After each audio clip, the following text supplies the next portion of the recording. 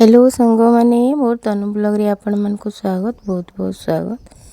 देखो नीटा मोर बड़ बापा घरे दादा घरे रखीछन गोटे कुकुर छुआटी पूरा टेडी बियर बागी दिसुचे आ बहुत सुंदर पूरा छुआ बागी घरे रोचे। हाँ भल लगुचे। देखन बाहरी पड़नु बिहागर इटा मैं जाइथिली बिहागर मोर दादार आमर वंश मोर दादार नातेनटी बिहा होतला। हाँ इटा पहुँची गलु बिहाघर के समस्ते भेट घाट पड़लु बहुत बढ़िया लगला। यहाँ हूँ जेन कला सार्टा पिंधि से झीर बापा जेन बिहा हो झी आउ आम दुई जन भाई भौणी भी हेमु आउ क्लासमेट भी आऊँ गोटे घर भी आऊँ।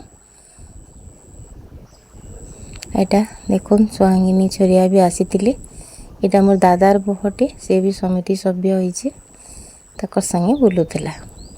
इटा खाना कनी सब रेडी हो जाइतला न इटा तो फास्ट फूड माने खाउतिले न सरी आउतला न आमे गला बेले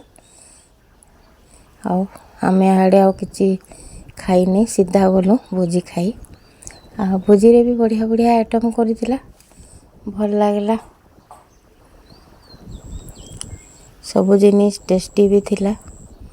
इना आमे जा जाइतिनु हमर घर माने समस्ते खाऊछु। हमर वंशर समस्त को झील मान को भी डाकी समस्ते आसते भेट घाट पड़लु बहुत भल लगला। इन लगी कॉफी चाहा और आइसक्रीम रो स्टॉल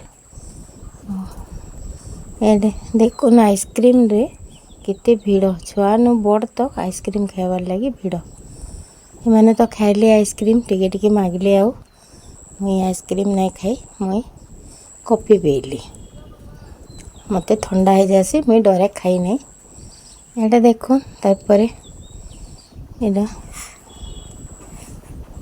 समस्ते बसी कोना मैंने बेट बुटा पड़लु आ स्टेज के इटा गलु इटा से झीर माँ संगे जागृतिर माँ संगे मुई कथा लगुचे कथा कथी लगली से कहला आसीच आओ खाई खुआ करी जीव बोला आ भी केते कथा हेलु